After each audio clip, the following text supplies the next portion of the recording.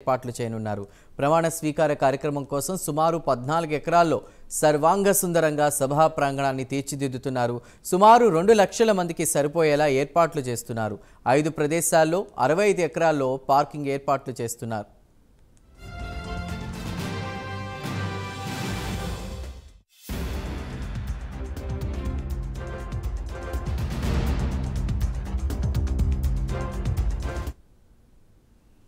ఇక రేపు ఉదయం 11:27 చంద్రబాబు ప్రమాణ స్వీకారం చేయనున్నారు. ప్రధాని మోదీ సహా పలు రాష్ట్రాల ముఖ్యమంత్రులు ప్రముఖులు హాజరు కానుండడంతో సభా ప్రాంగణం చుట్టుపక్కల పటిష్ట భద్రత ఏర్పాట్లు చేస్తున్నారు. టీడీపీ రాష్ట్ర అధ్యక్షుడు అచ్చెన్నాయుడు నేతృత్వంలోని బృందం పర్యవేక్షణలో ప్రాంగణాన్ని సర్వాంగ సుందరంగా తీర్చిదిద్దుతున్నారు. సభా ప్రాంగణంలో ప్రధాన వేదికతో పాటు వీఐపీ, వీవీఐపీ మరో 3 ప్రత్యేక గ్యాలరీలను కూడా ఏర్పాటు చేస్తున్నారు.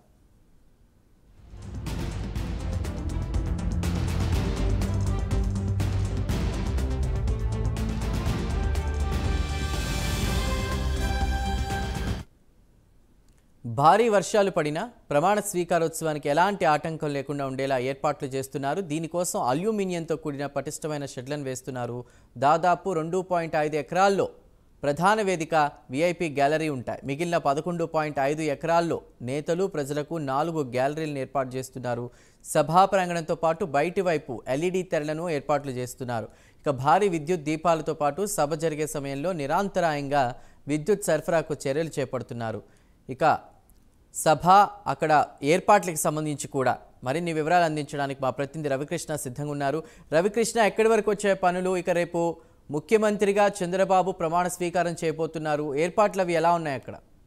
చందు, రేపు 11:27 చంద్రబాబు ప్రమాణ స్వీకారం చేయబోతున్నాడు. ఈ ప్రమాణ స్వీకారం చేసే కార్యక్రమాన్ని చాలా గొప్పగా కూడా ఏర్పాటు చేయడం అనేది జరిగింది. ప్రధానంగా కూడా ఇక్కడ ఏదైతే విజయవాడకి సమీపంలో ఉన్నటువంటి గన్నవరం దగ్గర ఉన్నటువంటి కేసానపల్లిలో ఈ ప్రమాణ స్వీకార కార్యక్రమాన్ని నిర్వహిస్తూ ఉన్నారు. మొత్తం కూడా ఇక్కడ 12 ఎకరాల విస్తీర్ణంలో ఉన్నటువంటి ఈ స్థలంలో ఇక్కడ ఈ ప్రమాణ స్వీకార కార్యక్రమాన్ని అయితే ఏర్పాటు చేయడం జరిగింది. మొత్తంగా కూడా 3 టెంట్లు ఇక్కడ ఏర్పాటు చేశారు. ప్రధానంగా కూడా ఒక మధ్యలో ఉండేటువంటి టెంట్ ఏదైతే ఉంటుందో దానికి సంబంధించి అక్కడ ప్రమాణ స్వీకార కార్యక్రమం జరుగుతుంది. అంటే పెద్ద సంఖ్యలో కూడా ప్రజలు వస్తున్నటువంటి నేపథ్యంలో 3 టెంట్లు ఏర్పాటు చేయడం జరిగింది. ప్రతి టెంట్ లో కూడా ఒకవేళ ఫ్లో ఎక్కువగా అయిన నేపథ్యంలో మిగతా టెంట్ లో కూడా ప్రజలు అక్కడ ఉంటున్న నాయకులు ప్రజలు ఉండేటువంటి పరిస్థితి అయితే ఉంటుంది.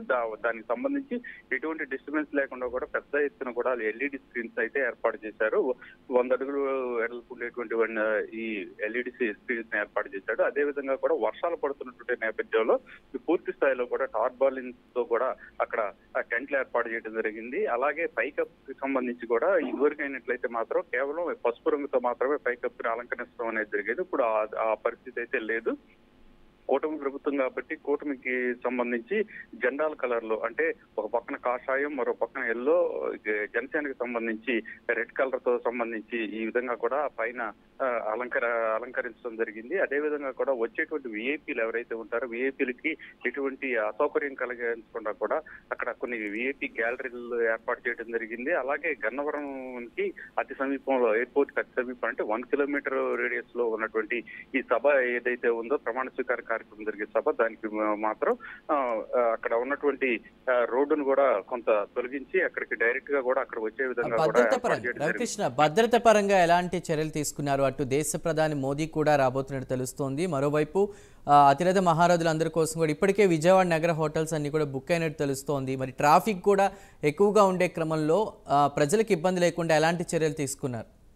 అంటే ఒకటి ఇక్కడ వచ్చేది ప్రధానమంత్రి కాబట్టి మాత్రం భద్రతా పరంగా కూడా నిన్నటి నుంచి కూడా సిఐఎస్ఎఫ్, అదే విధంగా కూడా కేంద్ర భద్రతకు సంబంధించినటువంటి పోలీస్ డిపార్ట్మెంట్స్ కూడా అక్కడికి రావడం జరిగింది. అలాగే అక్కడ ఇప్పటికే 800 మంది పోలీసులతో పర్యవేక్షిస్తున్న పరిస్థితి అయితే కనపడుతుంది. అదే విధంగా కూడా పూర్తిగా కూడా హైవే ఒక పక్కన ఇక్కడ ఏదైతే గన్నవరం ఉందో, గన్నవరం నుంచి ఏలూరు వెళ్ళేటువంటి హైవే, అదే విధంగా కూడా ఇక్కడ విజయవాడ నుంచి హైదరాబాద్ వెళ్ళేటువంటి హైవే ఏదైతే ఉన్నటువంటి మధ్యలో ఉన్నటువంటి ప్రాంతం ఇది.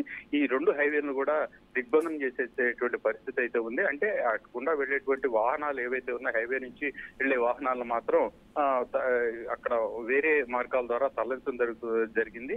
అప్పుడు అది సాయంత్రం నుంచి కూడా అమల్లోకి వచ్చేటువంటి పరిస్థితి ఉంది. ఈ మధ్య సాయంత్రం నుంచి పూర్తి స్థాయిలో కూడా కేంద్ర భద్రతా దళాలు అక్కడ ఉన్నటువంటి పరిస్థితులు అన్నింటినీ, అదేవిధంగా కూడా సభా ప్రాంగణాన్ని మొత్తాన్ని కూడా తమ ఆధీనంలో తీసుకుంటాయి. అదే విధంగా కూడా అక్కడ 11 హెలిప్యాడ్లు అయితే ఏర్పాటు చేయడం జరిగింది. అంటే ఒక పక్కన ప్రధానమంత్రి వచ్చేటువంటి సమయంలో అతనితో పాటుగా కూడా భద్రతగా కల్పించేందుకు 2 హెలికాప్టర్లు కూడా వచ్చేటువంటి పరిస్థితి ఉంటుంది. అలాగే కేంద్ర మంత్రులు వస్తున్నారు, కొంతమంది 4 సీఎంలు కూడా, వివిధ రాష్ట్రాలకు చెందినటువంటి సీఎంలు కూడా వస్తున్న నేపథ్యంలో భద్రతాపరంగా మాత్రం కట్టుదిట్టమైన చర్యలు అయితే తీసుకోవడం జరిగింది.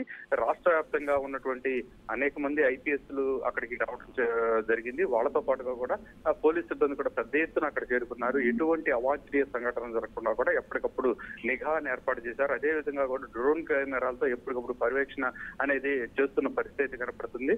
అదే విధంగా కూడా మెటల్ డిటెక్టర్స్ తో అణువును కూడా పరిశీలిస్తున్న పరిస్థితి. గన్నవరానికి సంబంధించి ఏవైతే హైట్ లో ఉన్నటువంటి బిల్డింగ్స్ ఉన్నాయో వాటిని కూడా వాళ్ళైతే మాత్రం పూర్తి స్థాయిలో కూడా చెక్ చేసిన పరిస్థితి. వాటికి సంబంధించి అక్కడ రేపు నుంచి నో ఫ్లై జోన్ గా కూడా గన్నవరం, అదే విధంగా విమానాశ్రయం కానీ ఇటు గన్నవరం, విజయవాడ మొత్తం కూడా నో ఫ్లై జోన్ గా కూడా ప్రకటించడం జరిగింది. అంటే రేపు ఉదయం 7 గంటల నుంచి నో ఫ్లై జోన్. అక్కడికి ఎటువంటి విమానాశ్రయం అన్నా కూడా విమానాలు రాలేనటువంటి పరిస్థితి ఉన్నటువంటి పరిస్థితి అయితే ప్రస్తుతం అక్కడ ఉండేటువంటి అవకాశం అయితే ఉంది. ఈ నేపథ్యంలోనే పూర్తిగా కూడా సీసీ కెమెరాల నిఘా అయితే ఏర్పాటు చేశారు. అదే విధంగా కూడా ఎక్కడికక్కడ